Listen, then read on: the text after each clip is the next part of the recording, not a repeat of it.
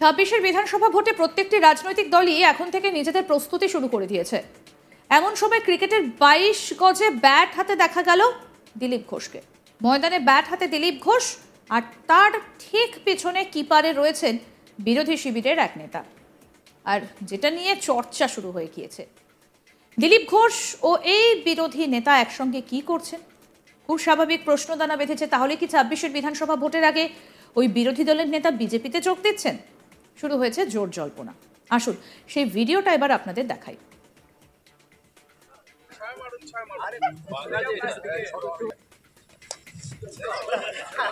ঠিক আছে, 1 নম্বর বল, ব্যারিকেড করে দাঁড়িয়ে যান। সুন্দর ছক্কা, দিলীপ বাবু ছক্কা মেরেছেন। বলটা লেগে যেতে পারে যে কোনো সময়। দিলীপ বাবু আমরা স্বর্গীয় রতন মণি স্মৃতি কাপ বল করছেন। আমাদের যে আরেকটি বল হবে, সেটি হচ্ছে তন্ময়। একই মঞ্চে সিপিএম নেতা তন্ময় ভট্টাচার্য এবং বিজেপি নেতা দিলীপ ঘোষ পশ্চিম মেদিনীপুর জেলার দাসপুরের হরিরামপুরে একটা ক্লাবের ক্রিকেট খেলার উদ্বোধনে একই মঞ্চে দেখা গেল তন্ময় ভট্টাচার্য এবং দিলীপ ঘোষকে। ক্রিকেট খেলার উদ্বোধনে কখনো দিলীপ ঘোষ ব্যাট করছেন, তন্ময় ভট্টাচার্য কিপিং করছেন, আবার কখনো তন্ময় ভট্টাচার্য ব্যাট করছেন, দিলীপ ঘোষ কিপিং করছেন। শাসকের বিরুদ্ধে থাকা দুই দলের দুই শীর্ষ নেতা একত্রে এক মঞ্চে যেভাবে ঘনিষ্ঠ অবস্থায় ছিলেন, তাতে আরও এক দফায় সিপিআইএম বিজেপির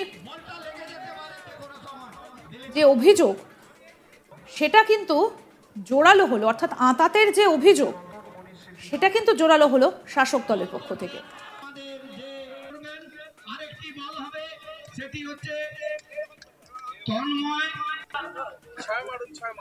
বৃহস্পতিবার বিকেলে দুজন নেতাকে একই মঞ্চে এই বিষয়ে জিজ্ঞাসা করা হলে তারাও তাদের প্রতিক্রিয়া দেয়। তবে দিলীপ ঘোষ বলেন, তন্ময়দা পুরনো রাজনীতিবিদ, বিধায়ক হিসেবে পুরনো বন্ধু। আজকে ক্রিকেট খেলার উদ্বোধনে আয়োজকরা ডেকেছিল, একসঙ্গে দেখা হয়, ভালো লাগলো, দুজনেই খেললাম। কি বলছেন বিজেপি নেতা দিলীপ ঘোষ, আসুন শোনাই।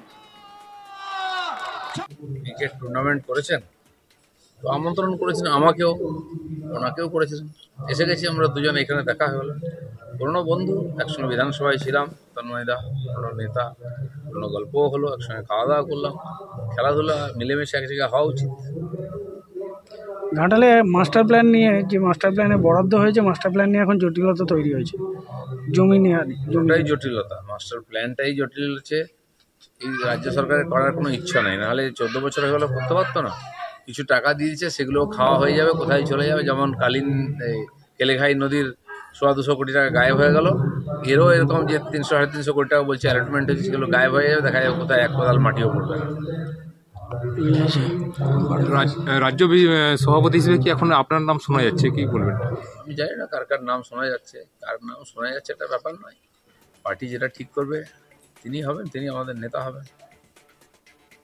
এর পাশাপাশি বর্তমান রাজনৈতিক পরিস্থিতি নিয়ে ফের শাসক দলকে কটাক্ষ করলেন দিলীপ ঘোষ। তিনি বলেন, পশ্চিম বাংলাকে পশ্চিম বাংলাদেশ করার চেষ্টা চলছে। যে কোনো ধর্মানুষ্ঠানের ক্ষেত্রে মুসলিমদের বেশি অগ্রাধিকার দেওয়া হয়। উত্তরপ্রদেশ সেক্ষেত্রে রাস্তা দেখিয়ে দিয়েছে, এই রাজ্যে এখনো হয়নি, এটার জবাব দেওয়া হবে। এক কথায় বিভিন্নভাবে শাসক দল তৃণমূলকে কটাক্ষ করেছেন তিনি। শোনাই কি বললেন বিজেপি নেতা দিলীপ ঘোষ, শুনুন। পশ্চিম বাংলাকে পশ্চিম বাংলাদেশ বানাবার যে চক্রান্ত চলছে বারবার দেখতে পাচ্ছি। দুর্গাপূজা বিসর্জনের দিন যদি মহরম হয়, তো দুর্গাপূজা বিসর্জন বন্ধ করে দেওয়া হয়। আর হোলি আর জুম্মা যদি এক জায়গায় হয়, হোলি বন্ধ করে দেওয়া হয়। কেন এটা হচ্ছে? ডাবল স্ট্যান্ডার্ড কেন? সংবিধান সবাইকে ধর্ম আচরণ করার অধিকার দেওয়া হয়েছে। উত্তরপ্রদেশে আমরা দেখেছি, সরকার সোজা বলেছে, দুপুরে তোমরা খেলো, বিকালের পরে তোমরা নামাজ পড়ো। তো এক জায়গায় থাকতে হলে এটা মানতে হবে, আর সরকারের দায়িত্ব। সরকার চায় না এখানে হিন্দুরা বেরিয়ে এসে একত্রিত হোক, তারা আয়োজন করুক, তারা ধর্মানুষ্ঠান করুক।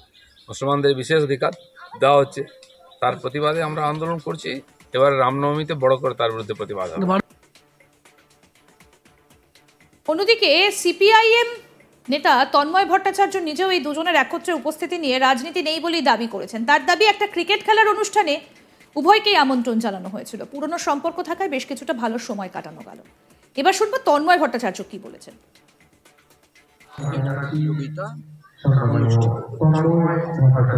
এখানকার প্রাক্তন দিলীপ ঘোষ, ওরা দিলীপ ঘোষকে আমন্ত্রণ জানিয়েছিল। আর সংগঠনের যিনি প্রধান রতন মান্না, তার সঙ্গে আমার একটি পূর্ব পরিচয় আছে। অতীতেও তাদের সংগঠনের উদ্যোগে আয়োজিত সেমিনার ইত্যাদিতে আমি অংশ নিয়েছি, আমাকে আমন্ত্রণ জানিয়েছেন। ক্রিকেট প্রতিযোগিতার মাঠে একসাথে হওয়া যাবে না কেন? যারা খেলতে আসবে তারা কি সব একমতের সমর্থক হবে? যারা খেলা দেখতে আসবে তারা কি সব এক দলের সমর্থক হবে? নিশ্চয়ই না, সম্ভব না। এই যে আপনারা চারজন দাঁড়িয়ে আছেন, সাংবাদিক চারজনে কি এখন সম্ভবত না। সুতরাং এতে কোনো আশ্চর্যকর কিছু নেই। আমার কাছে এটা একটা স্বাভাবিক ঘটনা। দিলীপবাবুও আমার সঙ্গে একসঙ্গে বিধানসভায় ছিলেন, আমার অত্যন্ত বন্ধুস্থানীয় মানুষ, তার সঙ্গে আমার একটা বন্ধুত্বের সম্পর্ক আছে। মানে একসঙ্গে আমরা থাকবো একটা উদ্বোধনী অনুষ্ঠান। আমি শুনেছি তৃণমূল কংগ্রেসের বিধায়ক সুজন সর্দারের আশা, তিনিও আমার বন্ধুস্থানীয়, তিনি এলে তার সঙ্গে থাকবো এক মঞ্চে, কোনো অসুবিধা নেই। দিলীপদা বলছিল যে পুরোনো দিনের বন্ধু, কি কথা হলো দিলীপদার সাথে? কথা তো অনেক হয়েছে। বন্ধুত্বের একটা সম্পর্ক যখন আছে এবং দুজনেই যেহেতু রাজনৈতিক ব্যক্তি, স্বাভাবিকভাবেই সমকালীন রাজনৈতিক বিষয় নিয়ে আলোচনা হয়েছে। আমার এটা ভালো লাগলো যে দিলীপবাবু একমত হলেন যে আমাদের বিধানসভার যে বাজেট অধিবেশন হয়ে গেল, তার জন্য সেই বাজেট অধিবেশনটা একটা হাস্যকর। আপনারা সবাই জানেন যে বাজেট অধিবেশনে দ্রব্যমূল্য বৃদ্ধি আলোচনায় আসেনি, বর্গাদারের জমির পাট্টা কেড়ে নেওয়া হচ্ছে আলোচনায় আসেনি, আমাদের রাজ্যে ৮,২০৭টা প্রাইমারি স্কুল বন্ধ হয়ে গেছে আলোচনায় আসেনি, রাজ্যের সরকারি হাসপাতালে 40% ডাক্তার নেই, 70% নার্স টেকনিশিয়ান নেই, আলোচনায় আসেনি।